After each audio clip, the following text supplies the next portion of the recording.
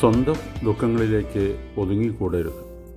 ഇയ്യോബ് 19:1 മുതൽ 29 വരെ. ധ്യാനത്തിനായിട്ട് 25-ാം വാക്യം. എന്നെ വീണ്ടെടുക്കുന്നവൻ ജീവിച്ചിരിക്കുന്നു എന്നും അവൻ പൊടിവിൽ മേൽ നിൽക്കുമെന്ന് ഞാൻ അറിയുന്നു. മാക്സ് വൈലി എന്ന എഴുത്തുകാരൻ അനുഭവത്തിൻ്റെ വെളിച്ചത്തിൽ റീഡേഴ്സ് ഡൈജസ്റ്റിൽ എഴുതിയിട്ടുള്ള ചില വസ്തുതകളാണ് ഇത്. 1963 തൻ്റെ സൗഭാഗ്യകരമായ കുടുംബജീവിതം ആരംഭിച്ച വൈലിക്ക് ഭാര്യയും സുന്ദരികളായ 2 പുത്രിമാരും ഉണ്ടായിരുന്നു. ഇളയ പുത്രിയായ ജാനിസ് 21-ാമത്തെ വയസ്സിൽ ഒരു ഘാതകനാൽ വധിക്കപ്പെട്ടു. ഒപ്പം അവളുടെ ഭർത്താവും. പത്നി കാൻസർ രോഗം പിടിപെട്ട് അന്തരിച്ചു. അതുകൊണ്ടും അദ്ദേഹത്തിൻ്റെ ജീവിതത്തിലെ ദുരദൃഷ്ടങ്ങൾ അവസാനിച്ചില്ല. ശേഷിച്ച ഏകപുത്രിയും ന്യൂമോണിയ രോഗം ബാധിച്ച് മരണമടഞ്ഞു. അങ്ങനെ ഉറ്റവരെല്ലാം വേർപെട്ട് അദ്ദേഹം ഏകനായിത്തീർന്നു.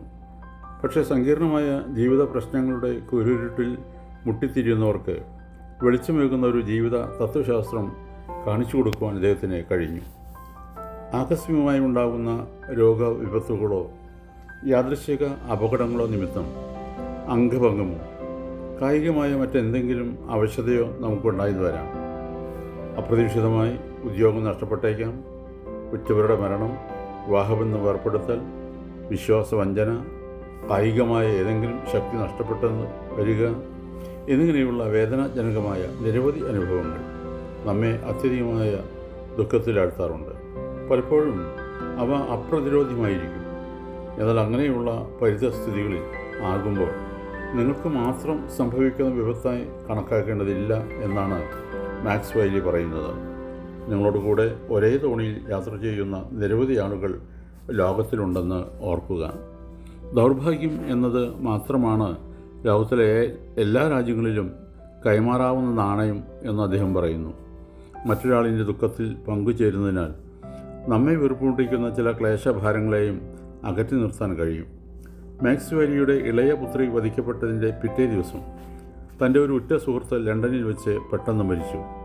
അദ്ദേഹത്തിൻ്റെ ഭൗതികാവശിഷ്ടം അമേരിക്കയിലേക്ക് കൊണ്ടുവരുന്നുവെന്നും ശവസംസ്കാര ചടങ്ങിൽ പങ്കുകൊള്ളണമെന്നും കാണിച്ച് ആ സുഹൃത്തിൻ്റെ വിധവ അയച്ച കേബിൾ കിട്ടിയപ്പോൾ വൈലി ശോകഭാരത്താൽ സ്തബ്ധനായിരുന്നു പോയി. 2 ദിവസത്തിനുള്ളിൽ 2 ശവസംസ്കാര ചടങ്ങുകളിൽ സംബന്ധിക്കുക എന്നത് ദുരൂഹമായി തോന്നാം. എന്നാൽ അപരൻ്റെ ദുഃഖത്തിൽ പങ്കുകൊണ്ടാൽ സ്വന്തം ദുഃഖവും വേദനയും അകറ്റി നിർത്താൻ കഴിയുമെന്നുള്ള അനുഭവ പാഠം ഈ സംഭവത്തിൽ കൂടി അദ്ദേഹം പഠിച്ചു. നമ്മുടെ ചുറ്റുമുള്ളവരോടുള്ള ബന്ധവും കടപ്പാടും നമുക്ക് ഒരിക്കലും നിഷേധിക്കുവാൻ സാധ്യമല്ല. ആത്മാർത്ഥമായ താല്പര്യം കൊണ്ടോ പ്രവൃത്തി കൊണ്ടോ കർത്തവ്യം കൊണ്ടോ മറ്റുള്ളവരുടെ കഷ്ടതകളിലും വേദനകളിലും നാം അന്തർഭവിക്കുന്നതാണ് യഥാർത്ഥ സ്നേഹവും അനുഗമനയുമെന്ന് ഓർക്കണം.